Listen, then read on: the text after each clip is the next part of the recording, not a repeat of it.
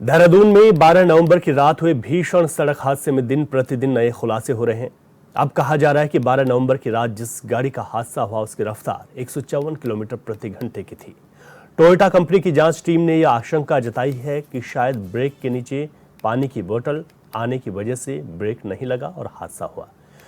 Police के मुताबिक युवाओं ने कांवली रोड चौकी से यू टर्न लिया था।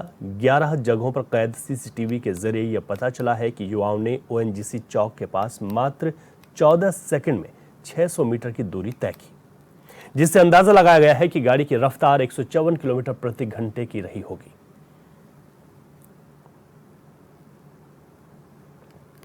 तो देहरादून के ओएनजीसी चौक पर हुए हादसे में 6 लोगों की मौत हो गई थी।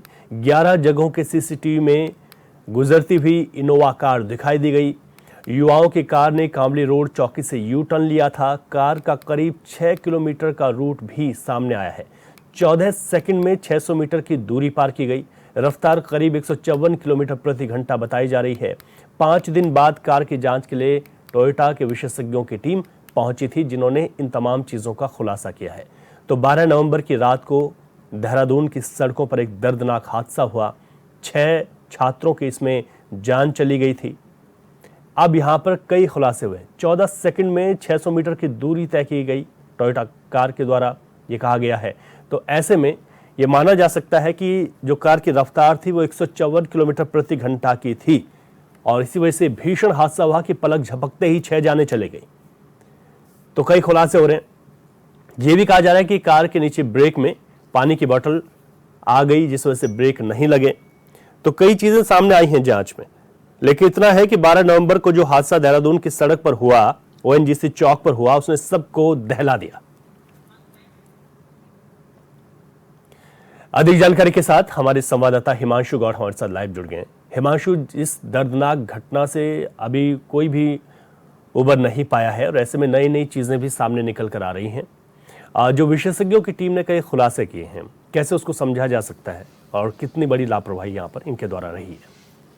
जी बिल्कुल रवि, क्योंकि जो 12 नवंबर की घटना थी उसको लगभग अब एक हफ्ते का समय जो है वो हो गया होने चल रहा है। और ऐसे में क्योंकि तमाम, चाहे राजधानी देहरादून है, प्रदेश के तमाम, चाहे युवा हो और ख़ासकर जो अभिभावक वर्ग है, उस पर इसका बहुत गहरा असर पड़ा है। क्योंकि जिस प्रकार से दर्दनाक मौत वहाँ पर 6 युवाओं की हुई थी, खासकर क्योंकि अमूमन जो लड़के, जो अधिकतम आयु वर्ग था वो 22 साल का था। और ऐसे में जिस प्रकार से गाड़ी के परखच्चे उड़ते हैं, गाड़ी का भीषण एक्सीडेंट होता है और उसमें जो है सर चाहे धड़ से अलग होना हो, चाहे सर का आधा कटना हो, ऐसे तमाम जो है मतलब दर्दनाक मौत जो हुई है, उससे जो पूरा प्रदेश है वो अभी सदमे में है। और ऐसे में क्योंकि जो घटना की जब जांच हो रही है तो ऐसे में नए नए खुलासे उसमें आ रहे हैं। अब जब टोयोटा कंपनी की जो जांच टीम घटनास्थल पर पहुंची, उनका ये कहना है कि जो ये वाहन है, इसने 14 सेकंड में, मात्र 14 सेकंड, जिसको हम पलक झपकना कहते हैं, इतने में 600 मीटर की जो है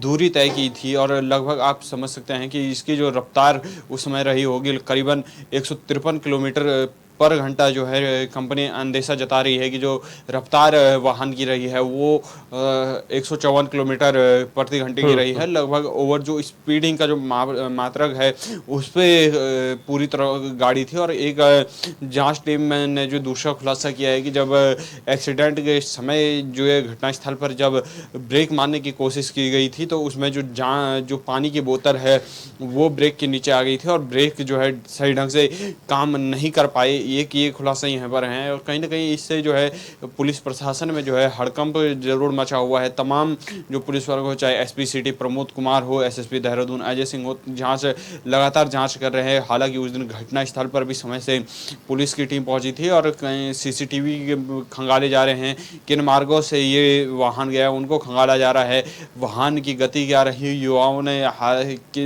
चौकियों पर जाँच की जा रही है कि इस प्रकार जो है अगर युवा नशे में थे तो कैसे इसकी जांच की गई, तो क्यों इनको जो है आगे बढ़ने दिया। 6 पुलिस चौकियों से ये वाहन गुजरा, ओवर स्पीडिंग थी। कई जगह पर जब सीसीटीवी कैमरे खंगाले गए तो रॉन्ग साइड भी ये युवा उतनी ही रफ्तार से चल रहे थे। और गनीमत ये रही कि कोई भी अनहोनी जो है, जो निर्दोष लोग थे वो इस घटना में जो है हताहत नहीं हुए। हालांकि 6 चिराग उस दिन बुझे थे, वो एक दुखद घटना है और उससे अभी भी पूरा प्रदेश जो है सदमे में है। बिल्कुल हिमांशु, ठीक कहा आपने कि जिस घटना का जिक्र हम कर रहे हैं, इस घटना ने कई सवाल खड़े कर दिए। पेरेंट्स पर तो सवाल खड़े किए हैं, लेकिन पुलिस पर भी सवाल खड़े किए। और यहाँ पर जो नाइट पिकेट की बात की जाती है, तमाम जगहों से, मुख्य मार्गों से ये गाड़ी गुजरी, उसके बाद किसने रोकने की कोशिश नहीं की। अब ये देखा जा रहा है कि चाहे जिला प्रशासन हो या पुलिस प्रशासन हो, एक्टिव दिखाई दे रहा है। किस तरीके से ऐसे हादसों से बचा जा सके, उसको लेकर क्या आप देखते हैं पुलिस की रणनीति, लोकल प्रशासन की रणनीति?